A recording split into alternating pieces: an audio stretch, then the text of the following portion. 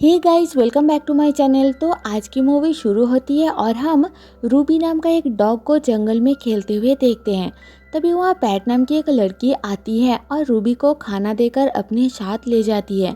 PAT एक dog shelter चलाती है और रूबी उसी का हिस्सा है। आज रूबी को कोई अडॉप्ट करने आने वाला है, इसलिए पैट रूबी को तैयार करती है और हमें पता चलता है कि रूबी एक बहुत ही रूड किस्म का डॉग है। वो बस पैट के साथ ही रहना चाहती है। पिछले 6 महीने से रूबी उस शेल्टर में रहती है। इससे पहले रूबी को लोगों ने 7 बार अडॉप्ट किया था, पर कोई उसे संभाल नहीं पाते और बार बार वापस दे जाते हैं। पैट रूबी को नहलाती है और इस बार अच्छे से रहने के लिए समझाती है। दूसरी तरफ हम रोड आइलैंड के एक junior state police officer Daniel को अपनी वाइफ मलीशा और बेटे के साथ देखते हैं। उन्हें बाय बोलकर डैनियल अपने काम पर जाता है। डैनियल केनाइन सर्च यानी स्टेट पुलिस का रेस्क्यू टीम ज्वाइन करना चाहता है और उसके पास अब बस एक ही चांस बचा है, क्योंकि वो 30 साल का हो जाएगा। इसलिए वो अपनी सर्जेंट एमेंडा को उसे केनाइन टीम का हेड मैट को रिकमेंड करने के लिए रिक्वेस्ट करता है।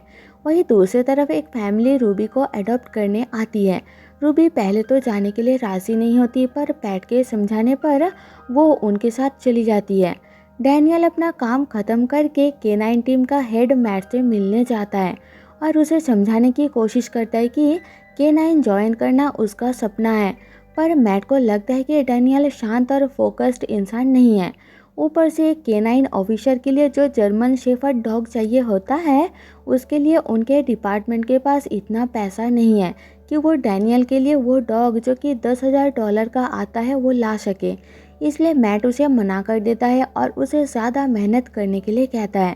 वहाँ से निकल के डैनियल अपनी वाइफ को कॉल करता है और एक जर्मन शेफर्ड खरीदने की बात करता है, पर मलीशा बताती है कि वो प्रेग्नेंट है और उनके पास खर्चा करने के लिए इतने पैसे नहीं हैं।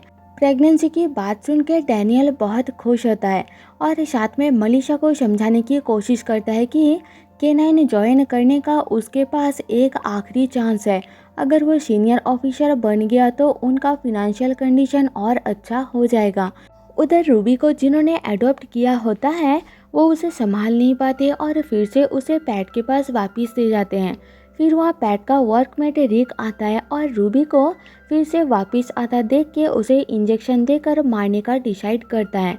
तो पैट उसे समझाती है और उसे एक आखिरी मौका देने के लिए कहती है।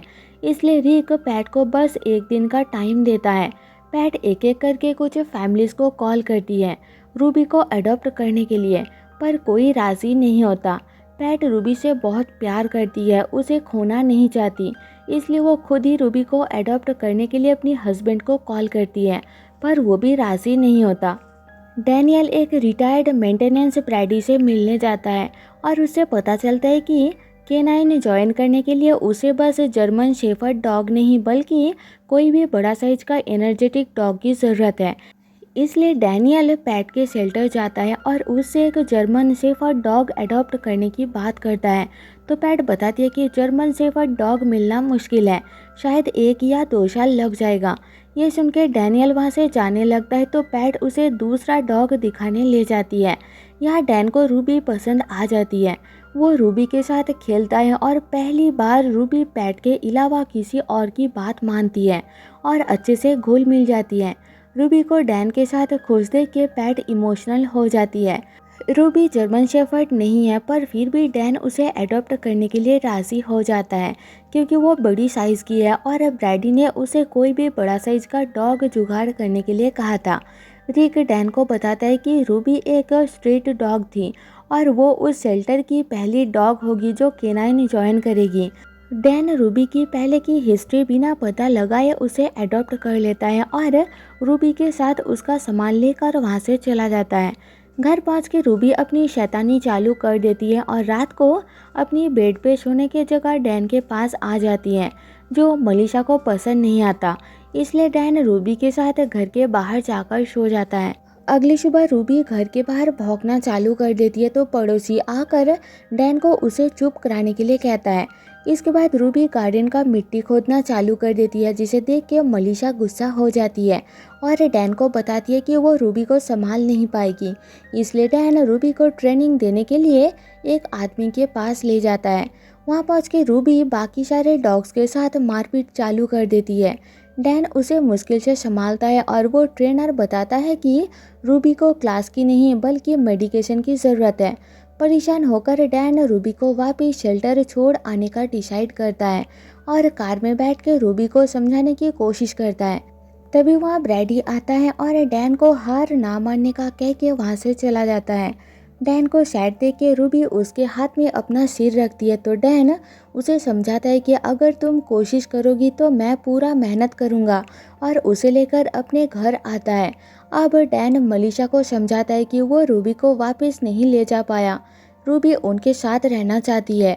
इस बार मनीषा डैन का साथ देने के लिए मान जाती है और रूबी के लिए एक केज लाती है। फिर दोनों मिलकर रूबी को ट्रेन करने का डिसाइड करते हैं।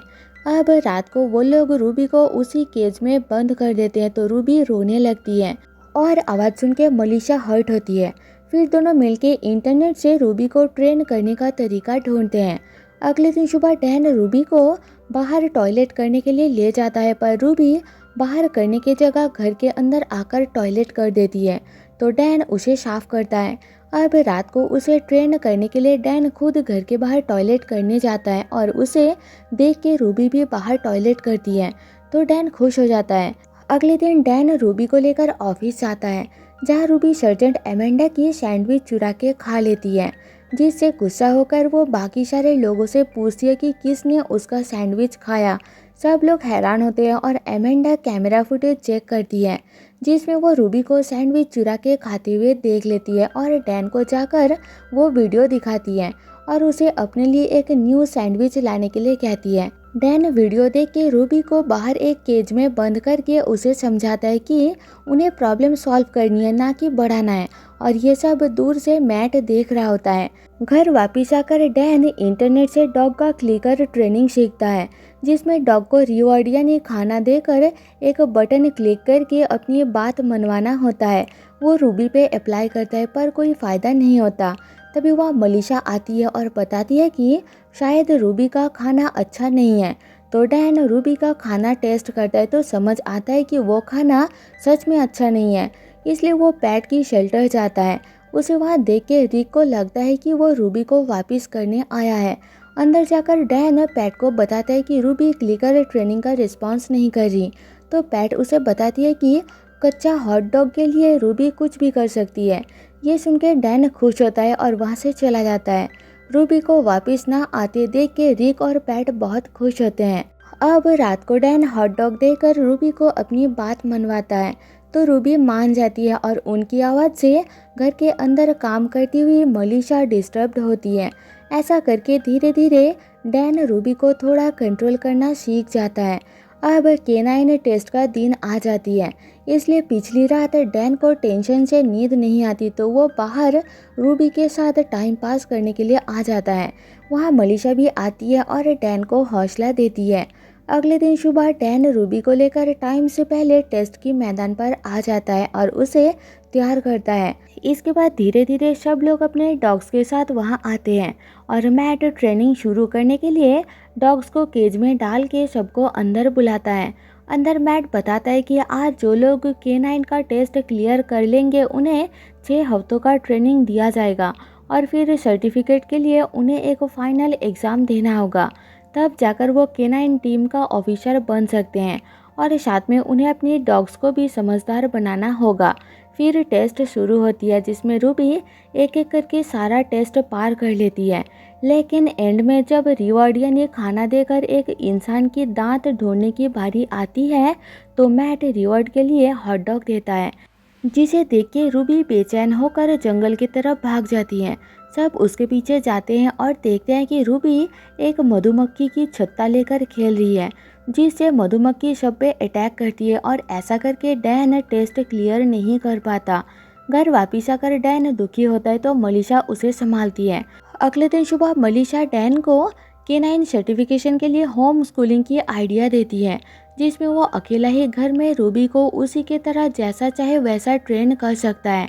डैन को ये आइडिया बहुत पसंद आता है और वो भागता हुआ अपनी गाड़ी से डॉग ट्रेनिंग का बुक लाकर उसे पढ़ता है। वो अपने घर की गार्डन को रूबी की ट्रेनिंग के लिए तैयार करता है और बुक पढ़ के रूबी को एक एक करके सब सिखाता है, जैसे कि चीज़ों को ढूंढना, इंसानों की खुशबू पहचानना एक्सेट्रा। फिर K9 एकेडमी के बाकी के कैंडिडेट्स डैन और रूबी की मदद करने के लिए उनके घर आते हैं। उन्हें देख के डैन बहुत खुश होता है और ब्रैडी अपने साथ मैट को लाकर दूर से ये सब दिखाता है और बताता है कि डैन बहुत मेहनत कर रहा है। देखते ही देखते 6 हफ्ता बीत जाती है और 6 हफ्ते ट्रेनिंग के बाद मैट बाकी सारे कैंडिडेट्स के साथ अपने मैदान में इकट्ठा होता है। तभी डैन रूबी को लेकर वहाँ आता है और बताता है कि K9 रूल के हिसाब से कहीं पर ये नहीं लिखा कि उन्हें मैट का ही क्लास अटेंड करना होगा, बस एक टेस्ट क्लियर करनी होगी। ये सुन के बाकी सब लोग भी उसका साथ देते हैं और मैट उसे टेस्ट देने के लिए राज़ी हो जाता है। इसके बाद मैट टेस्ट के बारे में बताता है कि हर एक टीम को 30 मिनट के अंदर 3 चीज़ें ढूंढना होगा: सेलफोन, गन और इंसान के एक बॉडी पार्ट। रूबी सेलफोन और गन 2 मिनट के अंदर ढूंढ लेती है और अब तीसरी चीज़ ढूंढने की बारी आती है, तो मैट रूबी को पुलिस स्टेशन के अंदर ले जाता है। रूबी अंदर हर एक जगह ढूंढ के डैन के पास आकर बैठ जाती है, जिसका मतलब वहाँ कोई बॉडी पार्ट नहीं है। डैन मैट को ये बताता है तो मैट पहले उसे थोड़ा कंफ्यूज करता है और फिर बताता है कि वो पास कर चुका है, वहाँ सच में कोई बॉडी पार्ट नहीं है। ये सुनकर डैन बहुत खुश होता है और रूबी को उठा के बाहर आकर सबको बताता है। वहाँ मलीशा भी होती है और सब उनके लिए बहुत खुश होते हैं। वहाँ से निकलते टाइम मैट डैन को उसके साथ K9 टीम टेम्पोररी ज्वाइन करने का ऑफर देता है, तो डैन खुश हो जाता है और घर वापस आकर वो लोग सेलिब्रेट करते हैं। देखते ही देखते 1 महीना बीत जाती है और डैन रूबी को और अच्छे से तैयार करता है। फिर एक दिन डैन अपनी कोलीग सैम के साथ खाना खाते टाइम बताता है कि वो जूनियर K9 टीम में अपना पुराना काम करके बोर हो रहा है। उसे सीनियर लोगों की तरह ड्रग्स ढूंढना, मर्डर केस, इन सब में काम करना है। तभी वह मैट आ जाता है और उसकी बात सुन के उसे सब्र रखने का कह के वहाँ से चला जाता है। अब एक दिन रात को मैट कॉल करके डैन को बताता है कि पास में एक मर्डर केस के विक्टिम को ढूंढने के लिए डैन को जाना होगा, क्योंकि बाकी सारे सीनियर ऑफिसर्स काम के लिए सिटी से बाहर गए हैं। डैन रूबी को लेकर वहां पहुंचता है तो एक ऑफिसर बताती है कि मर्डरर को उन्होंने पकड़ लिया है और विक्टिम उसी घर में दफन है, पर कहाँ दफन है एग्जैक्ट लोकेशन नहीं पता। इसलिए डैन रूबी को डेड बॉडी ढूंढने का ऑर्डर देता है। पूरा घर ढूंढने के बाद रूबी एक डेक के ऊपर आकर बैठ जाती है, पर डैन को उसके नीचे डेड बॉडी नहीं दिखता, तो उसे लगता है कि रूबी डेड बॉडी नहीं ढूंढ पाई। इसलिए निराश होकर डैन घर आता है और मलीशा को बताता है कि शायद मैट अब उसे अपने टीम से निकाल देगा, तो मलीशा उसे समझाती है। डैन रूबी पे गुस्सा होकर उसे डांट देता है, जिस कारण रात को रूबी घर से भाग जाती है।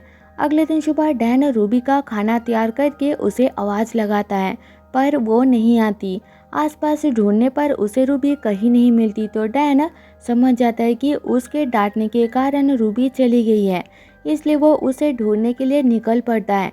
रास्ते में उसे मैट का कॉल आता है और वो बताता है कि उन्हें डेड बॉडी मिल चुका है, जो कि उसी डेक के नीचे मिट्टी में दफन था, जिसके ऊपर रूबी एंड में बैठ गई थी। मतलब कि रूबी सही थी, उसने डेड बॉडी ढूंढ लिया था, पर डैन को समझ नहीं आया और उसने गलत फैसला लिया। उधर मलीशा भी रूबी को ढूंढने के लिए निकल पड़ती है और डैन पैट की शेल्टर जाता है, पर रूबी वहाँ भी नहीं मिलती। दुखी होकर डैन कार में आकर बैठ जाता है। तभी मैट उसे कॉल करके रूबी को लेकर बुलाता है। एक बच्चा खो गया है उसे ढूंढने के लिए। डैन बताता है कि रूबी भाग गई है, तो मैट उसे K9 टीम में रहना है, तो रूबी को ढूंढने के लिए कहता है। पूरा दिन ढूंढने के बाद थक के डैन एक ब्रिज के ऊपर रुक के जोर जोर से चिल्लाते हुए रूबी से माफ़ी मांगता है कि गलती उसकी है, रूबी की नहीं। और उसी ब्रिज के नीचे रूबी छुप के बैठी हुई सब सुनती है, पर डैन के पास नहीं आती। घर वापिस आकर डैन रूबी के लिए रोने लगता है, तो मलीशा उसे संभालती है। फिर सैम कॉल करके डैन को बताती है कि एमेंडा ने एक मीटिंग बुलाई है जिसमें उसे आना होगा। मीटिंग में एमेंडा बताती है कि जंगल में हाइकिंग करते टाइम एक बच्चा अपनी माँ से खो गया है और डैन को रूबी को ढूंढने के लिए कहती है।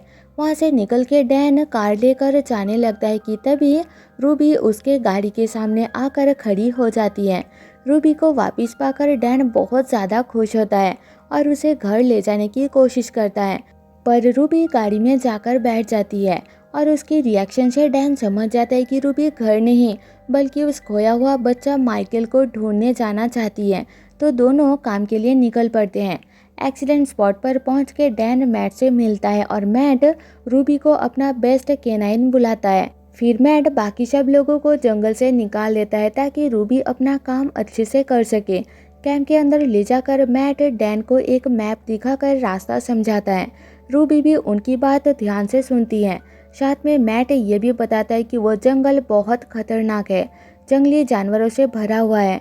बाकी के टीम माइकल को ढूंढते हुए थक चुके हैं और अब रूबी आखिरी भरोसा है।